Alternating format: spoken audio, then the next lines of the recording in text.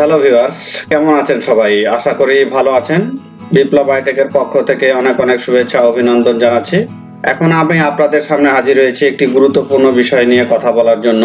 তো আজকে আমি আপনাদের দেখাবো যে কিভাবে আমরা এনসিটিবির ওয়েবসাইট থেকে পিডিএফ বইগুলো ডাউনলোড করতে পারি সেই বিষয়টি। অর্থাৎ বিভিন্ন সময় আমাদেরকে অনলাইনে ক্লাস সহ বিভিন্ন তথ্যের জন্য আমাদের পিডিএফ বই প্রয়োজন হয়। তো এই পিডিএফ আকারের বইগুলো অর্থাৎ প্রথম শ্রেণী থেকে দ্বাদশ শ্রেণী পর্যন্ত যে পিডিএফ বইগুলো আছে সেই বইগুলো কিভাবে আমরা ডাউনলোড করতে পারি এবং সেটা ব্যবহার করতে পারি সেই বিষয়টি আজকে আমি আপনাদের দেখাবো। তাহলে চলুন কথা না বাড়িয়ে ভিডিওটি শুরু করা যাক।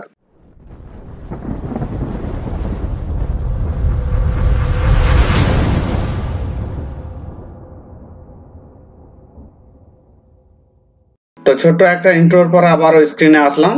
তো আজকের যে কাজটি করব সেটা হচ্ছে আমরা পিডিএফ বই ডাউনলোড করব।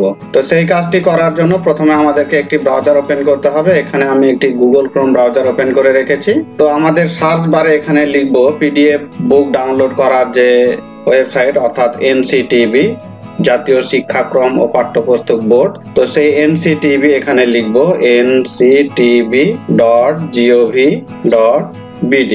এই ঠিকানা লেখার পর আমরা এন্টার বাটনে ক্লিক করব। তাহলে এন্টার বাটন প্রেস করলেই আমরা এনসিটিবির যে ওয়েবসাইট জাতীয় শিক্ষাক্রম ও পাঠ্যপুস্তক বোর্ড এখানে আমরা প্রবেশ করব এবং এখান থেকে আমরা পিডিএফ বইগুলো ডাউনলোড করতে পারবো এবং সেটা ব্যবহার করতে পারবো। তো আমরা এনসিটিবির ওয়েবসাইটে চলে আসলাম। এটা হচ্ছে এনসিটিবির ওয়েবসাইটের হোম পেজ। এখানে আমরা দেখতে পাচ্ছি এনসিটিবির বিভিন্ন মেনুগুলো আছে এবং সাব মেনুগুলো এখান থেকে আমরা দেখতে পাচ্ছি।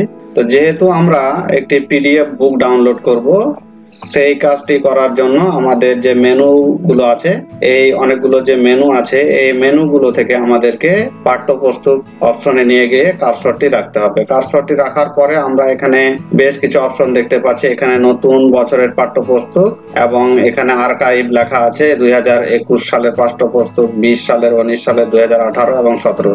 আমরা 17 সাল থেকে 2022 সাল পর্যন্ত যে কোনো সালের বই আমরা এখান থেকে ডাউনলোড করে নিতে পারবো। তো আমরা যেহেতু 2022-এ আছি, তো আমরা 2022 সালের পিডিএফ বুক ডাউনলোড করব। তার জন্য আমরা এই জায়গাতে একটা ক্লিক করব। 2022 শিক্ষাবর্ষে সকল স্তরের পাঠ্যপুস্তক অপশনে ক্লিক করলাম। এখানে ক্লিক করার পর আমরা দেখতে পাচ্ছি 2022 শিক্ষাবর্ষের সকল স্তরের পাঠ্যপুস্তকের তালিকা।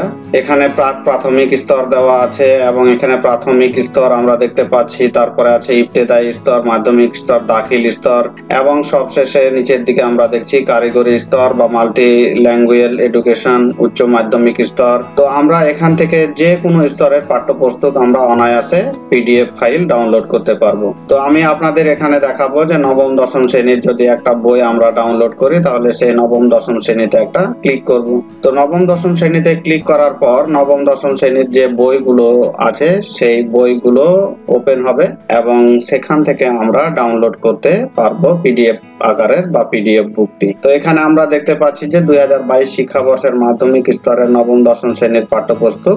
এখানে আমরা দুইটা অপশন দেখতে পাচ্ছি, একটা হচ্ছে বাংলা ভার্সন আর একটি হচ্ছে ইংলিশ ভার্সন। তো এখান থেকে আমরা বাংলা ভার্সনও ডাউনলোড করতে পারবো এবং ইংলিশ ভার্সনও ডাউনলোড করতে পারবো। তো এখানে আমরা বইয়ের তালিকাগুলো দেখে নিতে পারবো। আমাদের যে বইটি দরকার আমরা সেই বইটি এখান থেকে ডাউনলোড করতে পারবো। তো আমি এখানে দেখাবো আপনাদেরকে যে এখানে বাংলা ভার্সনের একটি বই ডাউনলোড করব। তো গণিত, তো এই পিডিএফ যেখানে লেখা আছে সেখানে একটা ক্লিক করব।